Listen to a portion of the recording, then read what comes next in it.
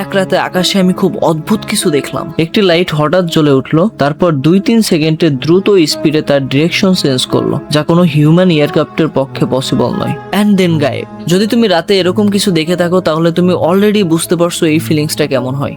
আমরা ভাবি এলিয়েনদের জন্য আসল প্রশ্ন এটা যে তারা এক্সিস্ট করে কিনা, কিন্তু এই প্রশ্নটা ভুল। আসল প্রশ্ন হলো, যদি তারা আসলে এক্সিস্ট করে তারা চুপ কেন?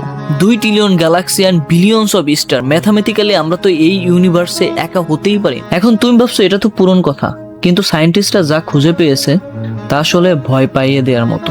উত্তর কি হতে পারে? তারা কি আছে নাকি নেই? আসল উত্তর হলো দে আর এক্সিস্ট, বাট দে আর কোয়াই। এর পিছনে আছে ডার্ক ফরেস্টের থিওরি। ইমাজিন করো একটা অন্ধকার জঙ্গল, প্রতিটা শিকার চুপচাপ থাকে, কারণ তারা জানে শব্দ করা মানে নিজেদের এক্সপোজ করে দেয়া। হয়তো ইউনিভার্সে এটাই ঘটে, যেসব ইন্টেলিজেন্ট সিভিলাইজেশন আছে তারা জানে শব্দ করাটা কতটা বিপজ্জনক হতে পারে, তাই তারা চুপ। অ্যান্ড মেবি হয়তো আমাদেরও চুপ থাকা উচিত ছিল, কারণ যে সিগন্যাল স্পেসে একবার চলে যায় তা কখনো ফিরে আসে না। আর এটা তো কেবল শুরু।